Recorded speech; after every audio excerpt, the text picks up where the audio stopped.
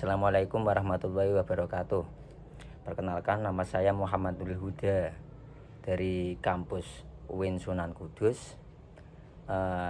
Nomor NIM saya 2320110021,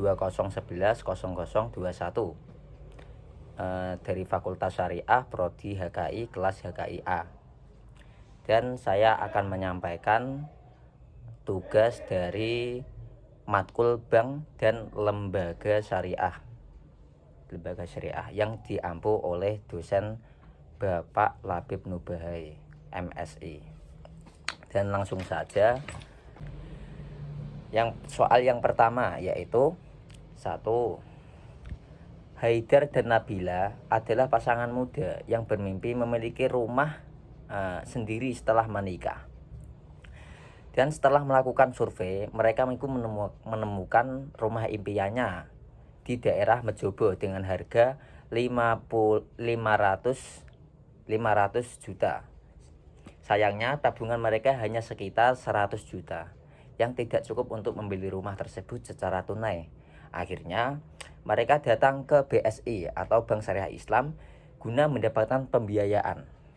Terus berdasarkan kasus di atas, akad apa yang diterapkan agar mereka dapat memiliki rumah impiannya namun tidak terjerumus dalam hal ribawi?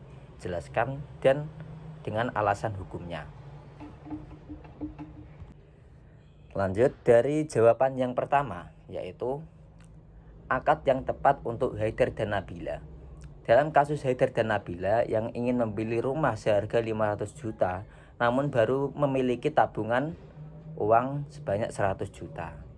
Akad yang paling tepat digunakan di Bank Syariah Indonesia atau BSI adalah akad murabahah atau jual beli dengan margin keuntungan. Jadi melalui akad ini bank akan terlebih dahulu memberi rumah tersebut secara tunai kepada penjual. Terus kemudian menjualnya kembali kepada nasabah dengan harga yang sudah ditambah margin keuntungan, dan pembayarannya dilakukan secara cicilan sesuai kesepakatan. Contohnya, jika harga rumah 500 juta, maka bank bisa menjualnya kembali kepada Haidar dan Nabila seharga 550 juta dengan cicilan selama 10 tahun. Keuntungan bank berasal dari margin penjualan dan bukan dari bunga pinjaman.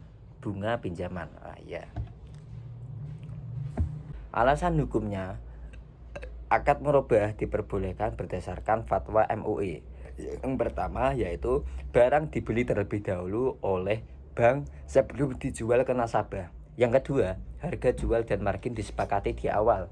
Yang ketiga, tidak ada unsur riba. Tidak ada unsur riba karena transaksi berbasis jual beli barang, bukan pinjaman uang. Dengan akad murabahah, Haidar dan Nabila ini bisa memiliki rumah impiannya tanpa terjerumus ke dalam praktik riba karena transaksi yang dilakukan secara transparan, halal dan berbasis aset nyata.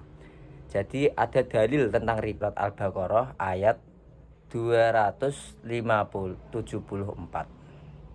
dan 275 sampai 275 yang berbunyi, alladzina ya'kuluna riba la yaqumuna illa kama yaqumul ladzi yatakhabbathu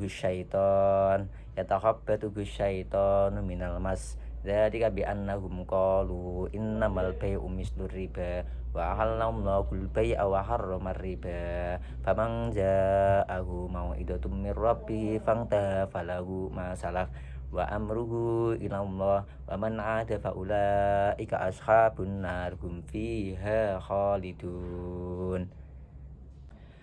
Lanjut ke soal yang kedua, yaitu yang berbunyi, jelaskan yang dimaksud dengan fungsi perbankan syariah sebagai lembaga intermediasi serta jelaskan bagaimana cara perbankan syariah mendapatkan keuntungan. Jadi jawaban dari soal nomor 2 itu fungsi perbankan syariah sebagai lembaga intermediasi. Perbankan syariah memiliki fungsi utama sebagai lembaga intermediasi, yaitu menjadi perantara antara pihak yang memiliki dana lebih atau nasabah penyimpan dan pihak yang membutuhkan dana atau nasabah pembiayaan.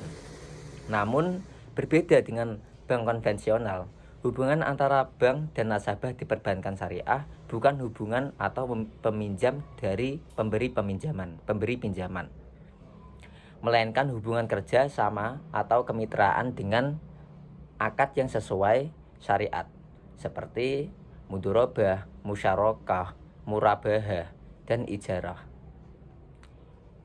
Terus mudharabah, pengertian dari mudharabah itu bagi hasil antara pemilik dana dan pengelola dana. Kalau musyarakah, kerjasama modal, murabahah yaitu jual beli dengan margin, ijarah, sewa menyewa.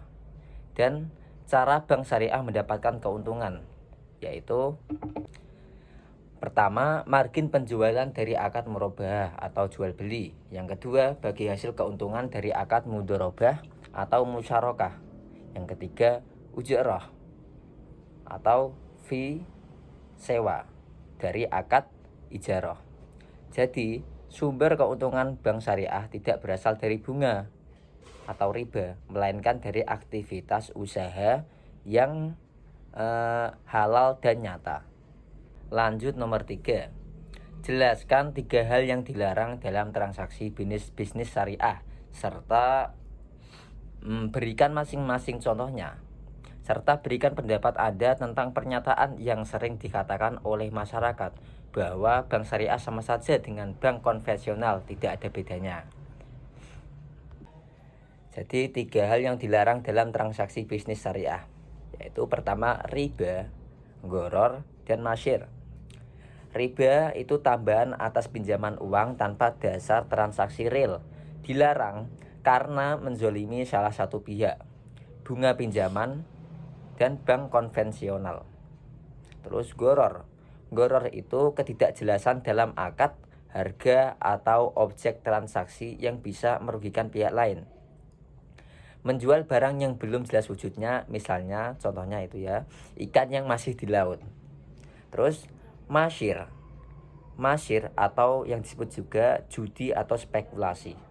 Transaksi yang bersifat untung-untungan tanpa usaha yang jelas. Contohnya perjudian, taruhan, atau spekulasi saham tanpa analisis. Pendapat tentang pernyataan bank syariah sama saja dengan bank konvensional. Menurut saya, pernyataan tersebut tidak benar meskipun secara tampilan bank syariah dan konvensional itu sama-sama menawarkan produk tabungan, pembiayaan, dan kartu debit. Perbedaannya itu terletak pada sistem dan prinsip dasarnya. Terus aspek bank konvensional bank syariah. Landasan transaksi pinjam-meminjam uang atau kredit. Terus akad kerja sama jual beli atau sewa sesuai syariat. Keuntungan diperoleh dari bunga atau riba dan diperoleh dari margin bagi hasil atau ujrah. Resiko yang ditanggung oleh nasabah terus ditanggung bersama sesuai akad. Prinsip dasar profit oriented keadilan, kemitraan, dan keberkahan. Jadi bank syariah itu beroperasi dengan prinsip keadilan dan tolong menolong, bukan sekadar mencari laba. Perbedaannya memang tidak selalu terlihat secara kasat mata, tetapi dari sisi akad, niat, dan mekanisme, bank syariah jauh berbeda dari bank konvensional. Jadi cukup sekian penjelasan yang saya sampaikan, dan kurang lebihnya saya minta maaf sebesar-besarnya atas kelalaian kata-kata saya ya. Jadi terima kasih. Wassalamualaikum warahmatullahi wabarakatuh.